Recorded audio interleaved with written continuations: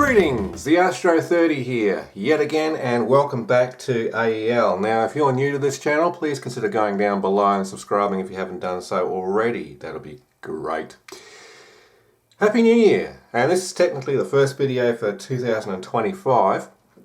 However, there is a video before this that I uploaded on the 5th of January, but that was actually filmed in December last year. I just never got around to editing it and uploading it till, well, January the 5th. Anyway, today we're going to be looking at a PCB that I've got from PCB. It's my car Deterrent Flasher. That is a dummy alarm, basically. It just flashes an LED on the dash somewhere to indicate to the outside world that, hey, look at me, I've got an alarm. Don't break into me because I may make rude noises. And some don't actually have an alarm, that's just a deterrent and it's just a dummy flasher. But obviously the perpetrator that's going to break into your car wouldn't know that. So I'm going to take one of the PCBs out of the bag and we're going to have a good look at it. And there it is there, and it looks quite nice. It's a single-sided design. There's PCB's logo there. This is a look at the front. And as we can see, we've got a space here for a connector. Now, I want to keep this thing as compact as possible, so I'm not going to use a header. I'm just going to wire the wires directly to the board like I did in that indicator flasher. Reason being, because the case that I'm looking at getting is only about 20 millimeters high. So I don't actually have the case. So I'll have to revisit this video a little bit later. I actually want to install it in the car anyway. So I'll make a video of, putting it in the case and installing it in the car, if it works.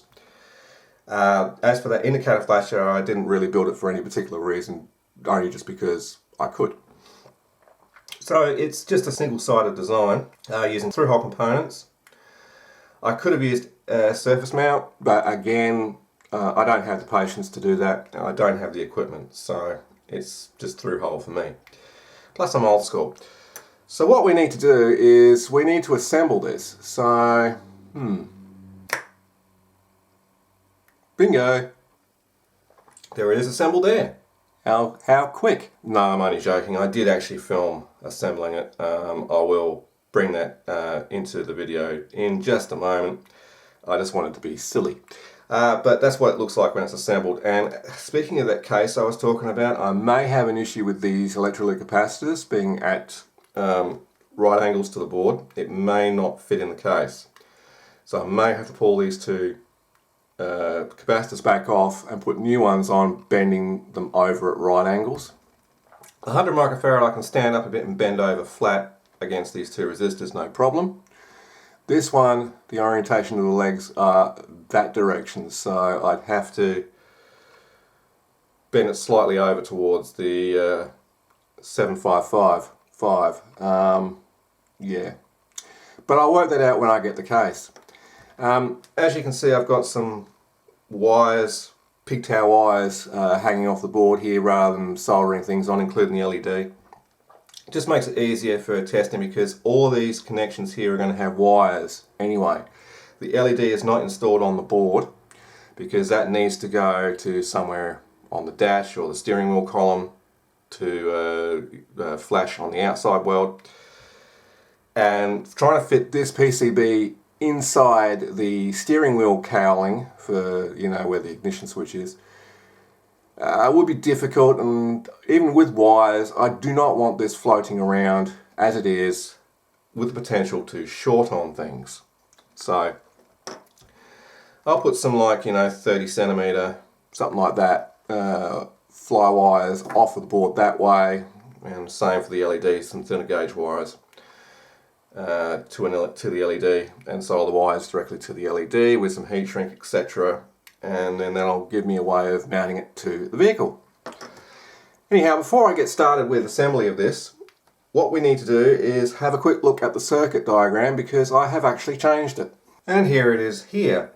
Now, The stable isolated section over here is the same as it was in the original design. However, I've changed the ignition sense, we'll call it, circuitry, because it did not work on a single supply, because I removed the Xeno diode that I had here for 5 volt for this.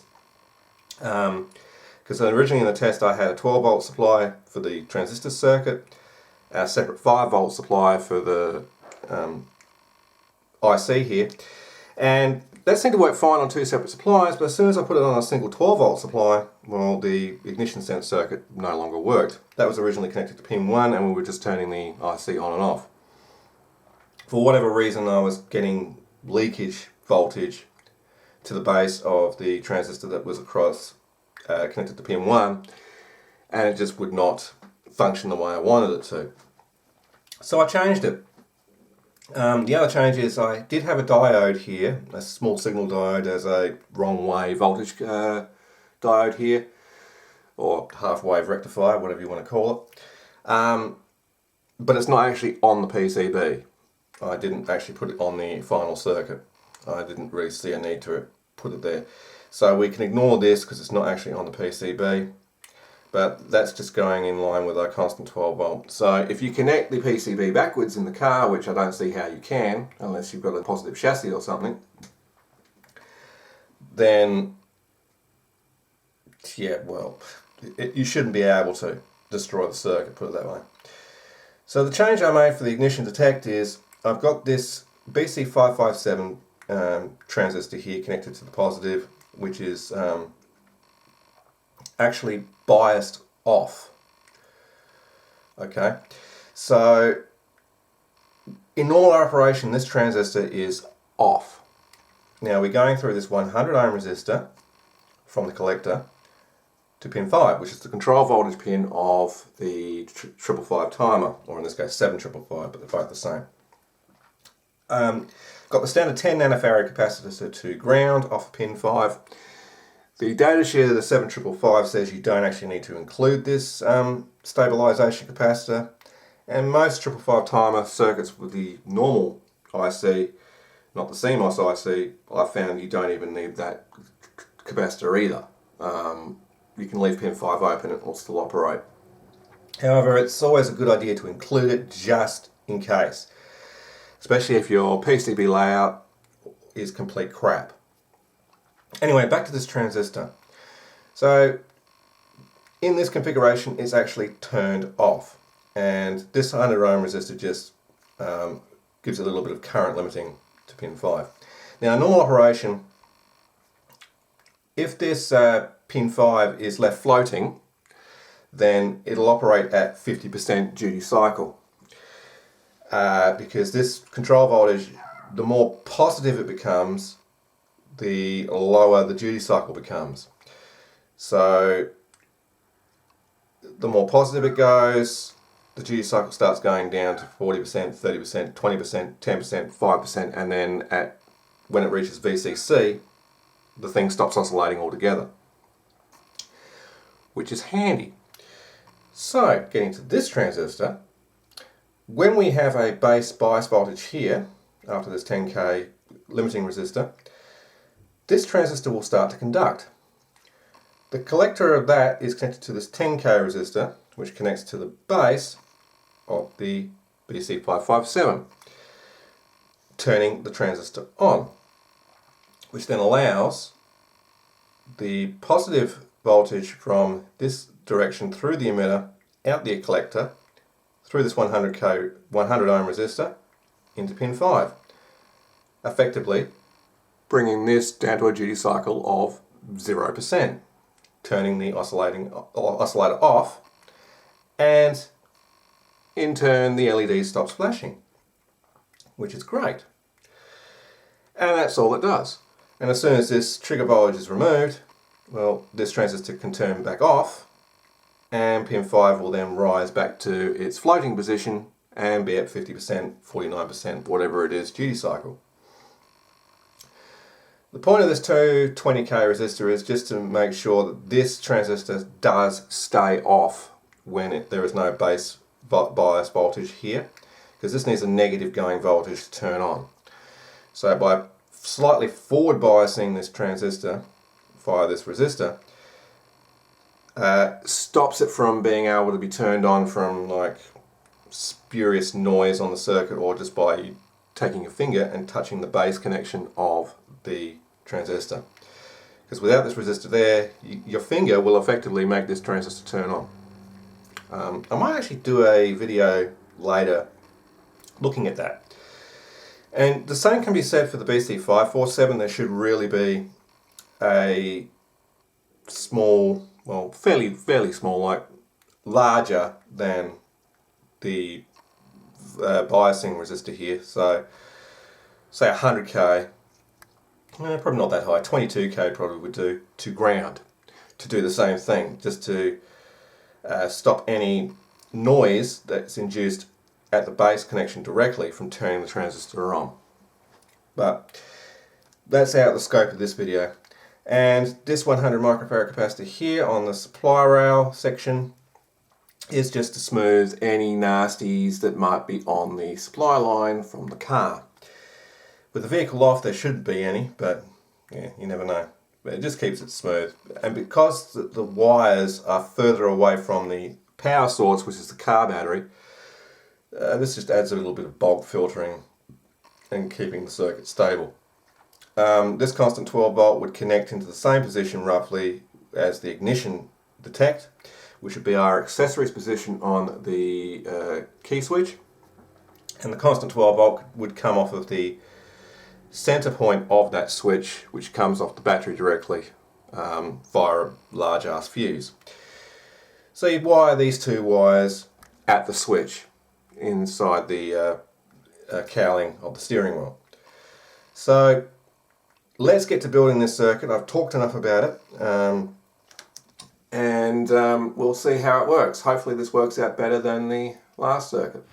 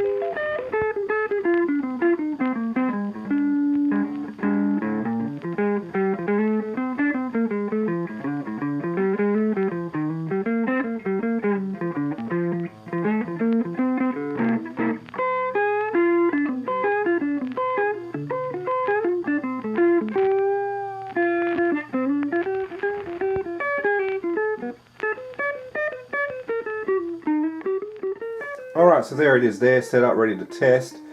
Now, I've got this yellow wire here, which is going to be our accessories on or ignition 12 volt source to disable the circuit. Connected to that fly wire there, and I've just got a blue LED, I think that's around about 1,000 microcandelas or something like that. The LED I want to use in it is going to be a more high intensity red one, so around about the 8,000 mark, but this will do for a test. So it's connected to my power supply at 12.6 volts. I'll just turn the supply on, and